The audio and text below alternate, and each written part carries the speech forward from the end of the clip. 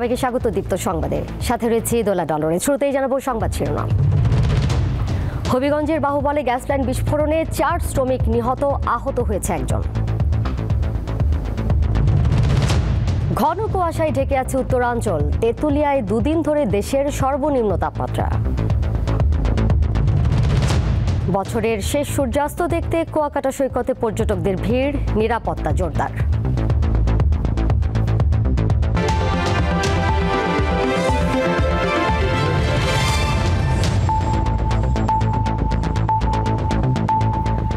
হবিগঞ্জের বাহুবলে আক্কিজ গ্রুপে গ্যাস লাইনে কাজ করতে গিয়ে বিস্ফোরণে 4 শ্রমিক নিহত হয়েছেন। এই ঘটনায় আহত হয়েছে একজন। পুলিশ জানায় সকাল 9টার দিকে লাইনে বিস্ফোরণ ঘটে। এই সময় দগ্ধ হয়ে ঘটনাস্থলেই মিজান গাজী ও মাহফুজ মিয়ার মৃত্যু হয়। আশঙ্কাজনক অবস্থায় 3 জনকে উদ্ধার করে সিলেট ওসমানী মেডিকেল কলেজ হাসপাতালে নেওয়ার পথে আক্কিজ গ্রুপের কর্মচারী রিয়াজ সহ 2 জনের মৃত্যু হয়। আহত অবস্থায় একজনকে সিলেট ওসমানী মেডিকেল কলেজ হাসপাতালে ভর্তি করা হয়েছে।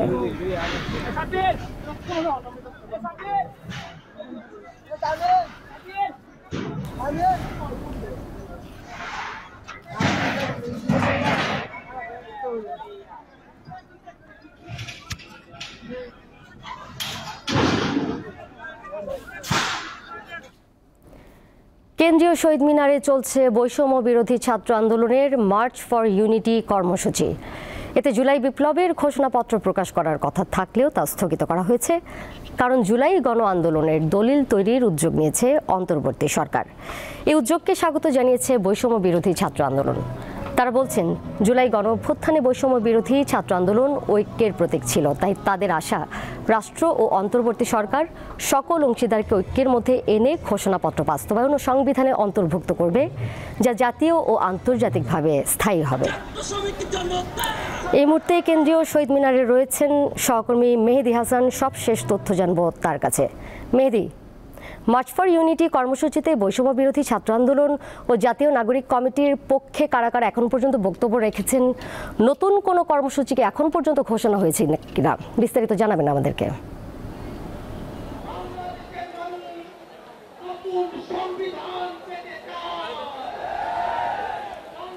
দোলা, এখানে বৈষম্য বিরোধী ছাত্র আন্দোলনের কেন্দ্রীয় যে নেতারা, তারা আসলে পরে কথা বলা বা তাদের বক্তব্য উপস্থাপন করা শুরু করেছে। এর আগে এখানে বিভিন্ন জেলা থেকে যে বৈষম্য বিরোধী ছাত্র আন্দোলনের সমন্বয়করা ছিলেন, তারা এখানে তাদের বক্তৃতা রেখেছেন এবং তাদের বক্তৃতা শেষ করে কেন্দ্রীয় সমন্বয়ক যারা রয়েছেন, যারা শুরু থেকে এবং সামনে থেকে এই আন্দোলনকে নেতৃত্ব দিয়েছিলেন, তারা বক্তৃতা দিয়েছেন। এখানে রিফাত রশিদ কথা বলেছেন, সার্জিস আলম কথা বলেছেন, উমামা ফাতেমা কথা বলেছেন এবং নুসরাত সেও কথা বলেছেন। এবং এইখানকার তাদের যে বক্তব্য, তাদের বক্তব্য নিয়ে একটু ছোট করে আমি জানাতে চাই। উমামা ফাতেমা গতকালকে প্রেস সচিবের যে বক্তব্য, সেটিকে সাধুবাদ জানিয়ে একটু সরকারের সমালোচনাও করেছেন যে তারা এই দীর্ঘ 5 আগস্টের পর থেকে আসলে এতদিন এই জুলাইয়ের ঘোষণাপত্র তারা কেন তৈরি করতে পারলো না, বা এর জন্য কেন তারা এই আজকে যে 31শে ডিসেম্বর যে তারা এই ডাক দিয়েছে, এর কোনো প্রয়োজন হতো না যদি সরকার এই ঘোষণাপত্রের জন্য আগে থেকে প্রস্তুতি নিত। আমার পেছনে দেখতেই পাচ্ছেন আসলে যে এখন পর্যন্ত কি পরিমাণ জনস্রোত রয়েছে এই কেন্দ্রীয় শহীদ মিনারকে কেন্দ্র করে, যা আমরা গত 5ই আগস্ট দেখেছিলাম শেখ হাসিনা সরকার এবং এই দেশ থেকে পালিয়ে যাওয়ার পর এই কেন্দ্রীয় শহীদ মিনারে কি পরিমাণ জনসমাগম ঘটেছিল।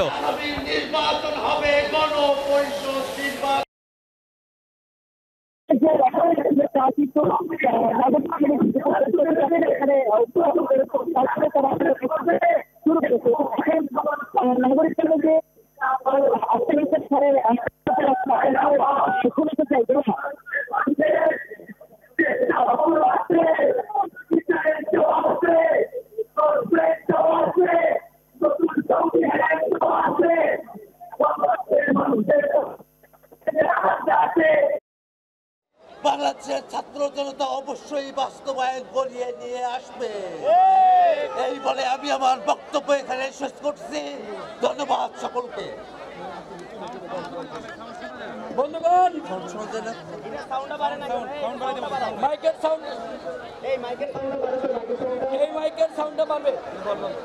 বন্ধুগণ, আমরা আজকের এই সমাবেশের একদম শেষ মুহূর্তে চলে এসেছি। আমাদের বাংলাদেশের জাতীয় পতাকা এবং ফিলিস্তিনের পতাকা বাদে কোনো পতাকা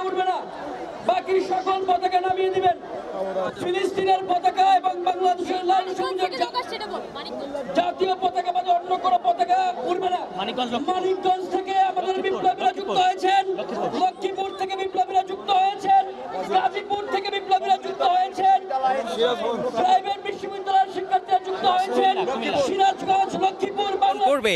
এবং এখানে কেন্দ্রীয় সমন্বয়ক যারা এখানে বক্তৃতা রাখছেন তারা কিন্তু এই গত জুলাই আগস্টে যে ফ্যাসিবাদী আচরণ তারা দেখেছে এগুলোর বিরোধিতা করছেন এবং তাদের যে এতদিন ধরে যে তারা শাস্তির বাইরে রয়েছে তাদের শাস্তির দাবি করছেন এবং এই ৭২-এর সংবিধানকে বাতিল করে তারা পুনরায় চাচ্ছেন যে নতুন বাংলাদেশ গড়ার লক্ষ্যে নতুন করে একটি সংবিধান প্রতিষ্ঠা করা হোক।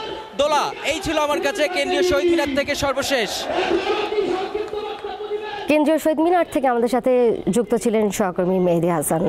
দর্শক, আমরা দেখতে পাচ্ছি সেখানে ছাত্র জনতার ঢল নেমেছে এবং জুলাই গণঅভ্যুত্থানে যারা নেতৃত্ব দিয়েছেন সেই সমন্বয়করা সেখানে উপস্থিত রয়েছেন। কেন্দ্রীয় সমন্বয়কদের মধ্যে অনেকেই সেখানে বক্তব্য রেখেছেন এবং তারা বিভিন্ন দাবি আজকে জানাচ্ছেন এবং সবচেয়ে বড় যে দাবিটি তাদের যে এবং আমরা মঞ্চে এখনও কেন্দ্রীয় সমন্বয়কদের মধ্যে অনেকেই রয়েছেন, তারা বক্তব্য দিচ্ছেন। আমরা এই মুহূর্তে আবারও চলে যাচ্ছি সেখানে সরাসরি তাদের বক্তব্য শুনতে। আমরা ইনশাআল্লাহ ঐক্যবদ্ধভাবে পাবলিক, প্রাইভেট, মাদ্রাসা, ন্যাশনাল, হিন্দু, মুসলিম, বৌদ্ধ, খ্রিস্টান সকলে একভাবে বাংলাদেশ গড়ে তুলব ইনশাআল্লাহ। আমরা এই আকাঙ্ক্ষাকে কোনোভাবে বৃথা যেতে দেব না। আমরা জাস্ট একটা কথা মনে রাখবো, যদি কোনো জাতি, কোনো গোষ্ঠী এই বিপ্লবের পরের আকাঙ্ক্ষাকে দুমড়ে মুচড়ে দিতে চায় তাদেরকে দুমড়ে মুচড়ে দিব ইনশাআল্লাহ। ইনকিলাব জিন্দাবাদ। এখন সংক্ষিপ্ত বক্তব্য দিবেন রাজশাহী বিশ্ববিদ্যালয়ের সমন্বয়ক সালাউদ্দিন আহমদ। সংক্ষিপ্ত বক্তব্য দিচ্ছেন বিশ্ববিদ্যালয় রাজশাহী সমন্বয়ক সালাউদ্দিন আহমদ। বিপ্লবী সহযোদ্ধারা, আপনারা জানেন এই মুহূর্তে দরকার গাজীপুর একটি বিজয়, বিচার এবং সংস্কার।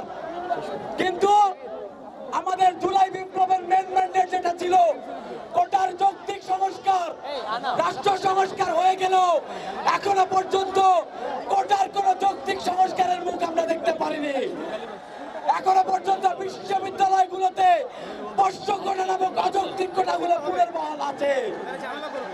আমরা বলতে চাই এই পোষ্য কোটা অনতি বিলম্বে এই অযৌক্তিক কোটাকে সমূলে উৎপাদন করতে হবে এবং প্রত্যেকটা মন্ত্রণালয় বিপ্লবী মন্ত্রণালয় হিসেবে যদি কাজ করতে পারে, তাদের দায়িত্ব যদি পালন করতে পারে, তাহলে তাদের সেই পদে থাকার জন্য অনুরোধ করছি। না হলে তারা পদত্যাগ করে বিপ্লবী একটি সরকার গঠন করুক। ইনকিলাব জিন্দাবাদ। অতি সংক্ষিপ্ত বক্তব্য দিবেন শাহজালাল বিজ্ঞান ও প্রযুক্তি বিশ্ববিদ্যালয়ের সমন্বয়ক আসাদুল্লাহ গালিব। সংগ্রামী উপস্থিতি, আমরা যেই চেতনা নিয়ে শহীদ হওয়ার জন্য রাজপথে লড়াই করেছিলাম সেই চেতনা যতদিন না পর্যন্ত বাস্তবায়ন। বৈষম্য বিরোধী ছাত্র আন্দোলন ও জাতীয় নাগরিক কমিটির মার্চ ফর ইউনিটি কর্মসূচি চলছে কেন্দ্রীয় শহীদ মিনার প্রাঙ্গণে। আমরা এতক্ষণ সরাসরি ছিলাম সেখানে। জুলাই গণঅভ্যুত্থানে বাংলাদেশ ইসলামী ছাত্র শিবির সহযোদ্ধার ভূমিকা পালন করেছে বলে জানিয়েছেন বৈষম্য বিরোধী ছাত্র আন্দোলনের সমন্বয়ক সার্জিস আলম। মঙ্গলবার রাজধানীর সোহরাওয়ার্দী উদ্যানে বাংলাদেশ ইসলামী ছাত্র শিবিরের কেন্দ্রীয় সদস্য সম্মেলনে এই কথা জানান তিনি। এতে জামায়াতের আমির ডক্টর শফিকুর রহমান বলেন, আওয়ামী লীগ হত্যার প্র্যাকটিস চালু রাখার জন্য যখন প্রতিপক্ষ না পায় তখন নিজের দলীয় লোককে হত্যা করে, তাই আওয়ামী লীগ কোনো রাজনৈতিক দল হতে পারে না। এর আগে বৈষম্য বিরোধী আন্দোলনে শহীদ আলী রায়হানের পিতা এই সম্মেলন উদ্বোধন করেন। এ সময় আরও কয়েকজন শহীদের পরিবারের সদস্যরা মঞ্চে উপস্থিত ছিলেন। দীর্ঘ এক যুগেরও বেশি সময় পর এবার প্রকাশ্যে ছাত্র শিবিরের সম্মেলন অনুষ্ঠিত হলো।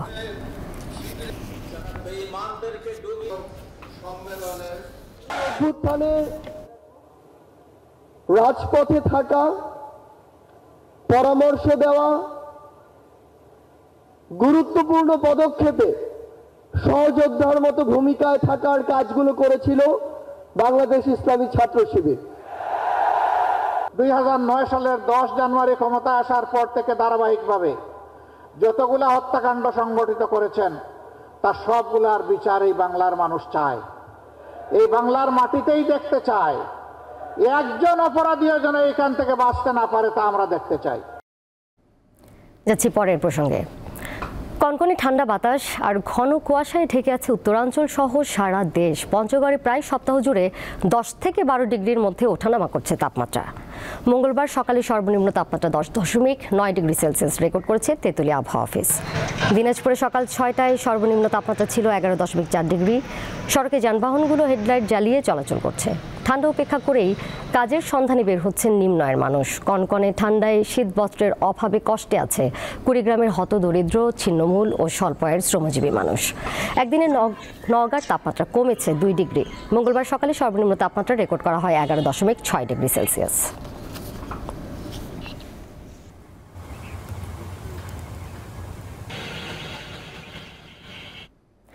থার্টি-ফার্স্ট নাইটে ঢাকায় আতশবাজি ও ফানুস ওড়ানোর বিষয়ে কঠোর অবস্থানে পুলিশ ও পরিবেশ মন্ত্রণালয়। আইন অমান্য করলে মোবাইল কোর্ট সহ জেল জরিমানার কথা জানিয়েছে ডিএমপি। নির্দেশনা বাস্তবায়নে ঢাকায় অতিরিক্ত 3000 পুলিশ মোতায়েন থাকছে। মঙ্গলবার সকালে ডিএমপি মিডিয়া সেন্টারে সংবাদ সম্মেলনে এসব তথ্য জানানো হয়। ডিএমপি কমিশনার শেখ মোহাম্মদ সাজ্জাদ আলী জানান, বেশ কয়েকদিন অনুষ্ঠান থাকলেও নিরাপত্তা নিয়ে কোনো শঙ্কা নেই। তবে অনুমতি ছাড়া উন্মুক্ত স্থানে কোনো ধরনের অনুষ্ঠান, সভা সমাবেশ, গণজমায়েত, নাচ গান, সাংস্কৃতিক অনুষ্ঠান, র্যালি ও শোভাযাত্রা করা যাবে না। এছাড়া ঢাকা মহানগর এলাকায় যে কোনো ধরনের আতশবাজি, পটকা ফোটানো ও ফানুস ওড়ানো নিষিদ্ধ করা হয়েছে।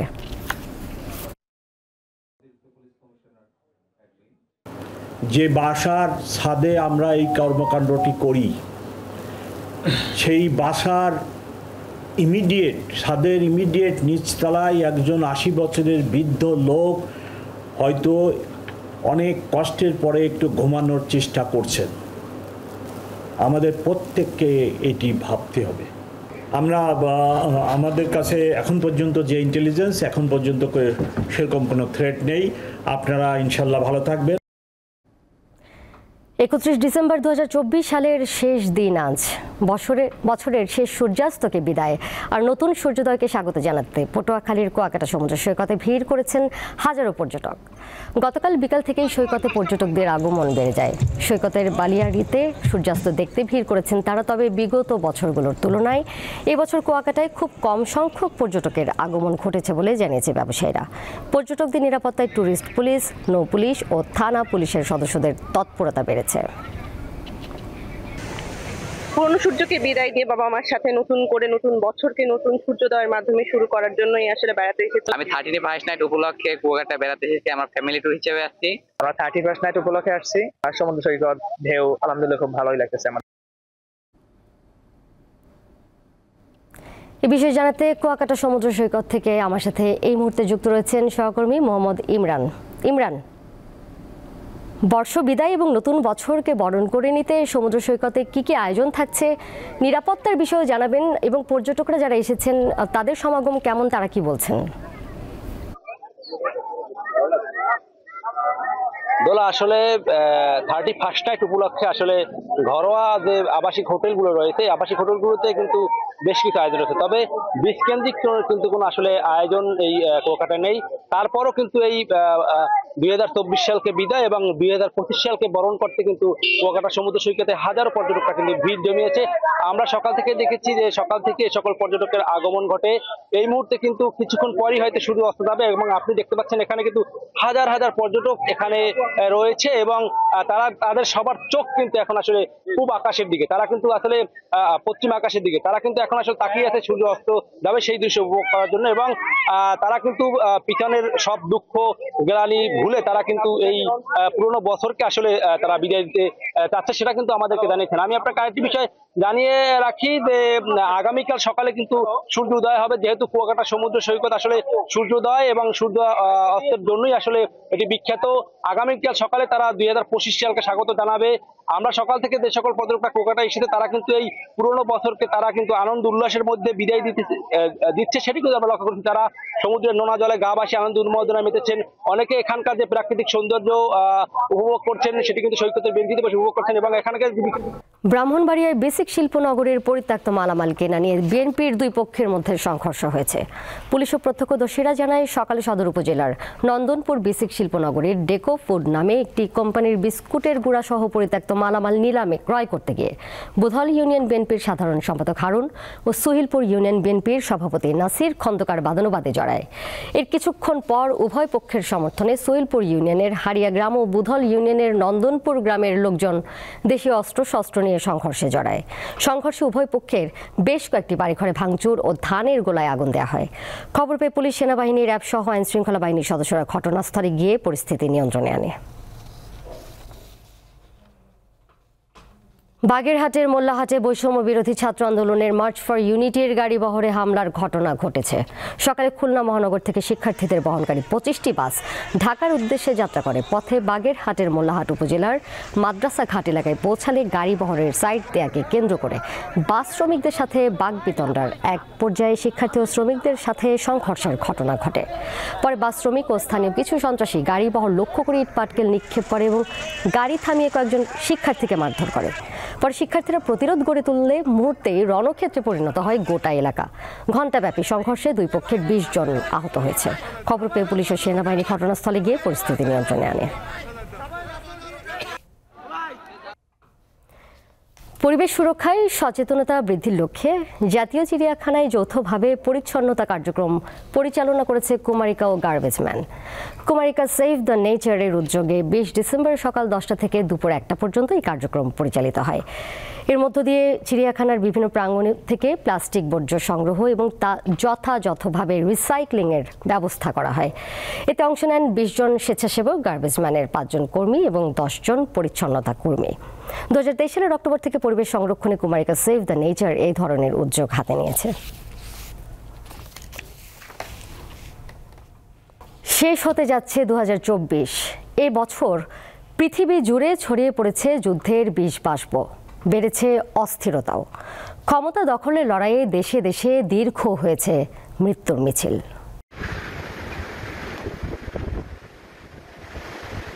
নানা ঘটনা দুর্ঘটনার মধ্য দিয়ে বিদায় নিচ্ছে 2024 সাল। আগের কিছু বছরের মতো এ বছরটিও ঘুরেছে বৈশ্বিক সংঘাত ও মানবিক সংকটের আবর্তে। বিশ্বের একাধিক অঞ্চলে এখনও মারাত্মক সহিংসতা ও অস্থিতিশীলতা বিরাজ করছে। 6 ফেব্রুয়ারি আচমকাই জানা যায় মরণব্যাধি ক্যান্সারে ভুগছেন ব্রিটেনের রাজা তৃতীয় চার্লস। ঠিক তারপরই 23 মার্চ ক্যান্সার আক্রান্ত হওয়ার খবর জানান ব্রিটেনের রাজবধূ কেট মিডলটন। 16 ফেব্রুয়ারি রাশিয়ার কারাগারে মারা যান বিরোধী দলীয় নেতা অ্যালেক্সি নাভালনি। রুশ প্রেসিডেন্ট ভ্লাদিমির পুতিনের কঠোর সমালোচক হিসাবে পরিচিত ছিলেন তিনি।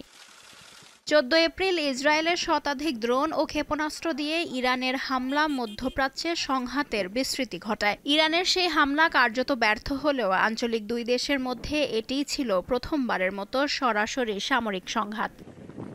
ইরানের প্রেসিডেন্ট ইব্রাহিম রাইসি 19 মে হঠাৎ করেই এক উড়োজাহাজ দুর্ঘটনায় নিহত হন। এরপর ইরানের নতুন প্রেসিডেন্ট হন মাসুদ পেজেশকিয়ান। 30 মে যুক্তরাষ্ট্রের সাবেক প্রেসিডেন্ট ডোনাল্ড ট্রাম্পকে ফৌজদারি অপরাধে দোষী সাব্যস্ত করে নিউ ইয়র্কের আদালত। ঘুষ দেওয়া এবং ব্যবসায়িক রেকর্ড নিয়ে মিথ্যা তথ্য দেওয়ার 34টি অভিযোগে ট্রাম্প দোষী সাব্যস্ত হন। যুক্তরাষ্ট্রের ইতিহাসে ফৌজদারি মামলায় দোষী সাব্যস্ত হওয়া প্রথম সাবেক প্রেসিডেন্ট হন তিনি। যুক্তরাষ্ট্রের গোপন দলিল ফাঁস করে সাড়া ফেলে দেওয়া ওয়েবসাইট উইকিলিক্সের প্রতিষ্ঠাতা জুলিয়ান আসাঞ্জ দীর্ঘ আইনি লড়াইয়ের পর মার্কিন আদালতে দোষ স্বীকার করে মুক্তি পান 25 জুন। 13 জুলাই পেনসিলভানিয়ার একটি নির্বাচনী প্রচার সমাবেশে আততায়ীর গুলি থেকে প্রাণে বেঁচে যান রিপাবলিকান প্রেসিডেন্ট প্রার্থী ডোনাল্ড ট্রাম্প। তার কান ছুঁয়ে বেরিয়ে যায় গুলি। 26 সেপ্টেম্বর যুক্তরাষ্ট্রের ফ্লোরিডায় আঘাত হানে হারিকেন হেলেন। এর প্রভাবে টানা ভারী বৃষ্টিতে ফ্লোরিডা থেকে ভার্জিনিয়া পর্যন্ত সবগুলো রাজ্য বন্যায় ভেসে যায়। মৃত্যু হয় 230 জনের বেশি মানুষের। ক্ষয়ক্ষতি হয় $2,000 কোটি। সারা বছর জুড়ে চলা রাশিয়া ইউক্রেন যুদ্ধ 19 নভেম্বর 1000 দিনে গড়ায়। 1000 দিনের এই লড়াইয়ে অন্তত 30,000 ইউক্রেনীয় নিহত হয়েছেন। 27 নভেম্বর ইসরায়েল ও লেবাননের হিজবুল্লাহ যোদ্ধাদের মধ্যে যুদ্ধবিরতি কার্যকর হয়। যুক্তরাষ্ট্র ও ফ্রান্সের মধ্যস্থতায় দুপক্ষ যুদ্ধবিরতি চুক্তি মেনে নেয়। সিরিয়ায় ১৩ বছরের গৃহযুদ্ধের পর বিদ্রোহীদের ঝড়ো অভিযানের মুখে ৮ই ডিসেম্বর পতন হয় প্রেসিডেন্ট বাশার আল আসাদের। অবসান হয় তার ২৪ বছরের শাসনের। সিরিয়া ছেড়ে রাশিয়ায় পালিয়ে যান আসাদ। তার প্রাসাদে চলে ব্যাপক লুটপাট। বছর জুড়ে সংঘাত চলেছে মিয়ানমারেও। সাম্প্রতিক লড়াইয়ে জান্তা একের পর এক অঞ্চল হারিয়েছে। লুৎফা ফৌজিয়া, দীপ্ত, বার্তাকক্ষ। শেষ করব দীপ্ত সংবাদ, যাবার আগে সংবাদ শিরোনাম জানিয়ে দেব আরও একবার। হবিগঞ্জের বাহুবলে গ্যাস লাইন বিস্ফোরণে ৪ শ্রমিক নিহত, আহত হয়েছে একজন। ঘন কুয়াশায় ঠেকে আছে উত্তরাঞ্চল, তেঁতুলিয়ায় ২ দিন ধরে দেশের সর্বনিম্ন তাপমাত্রা। বছরের শেষ সূর্যাস্ত দেখতে কুয়াকাটা সৈকতে পর্যটকদের ভিড়, নিরাপত্তা জোরদার।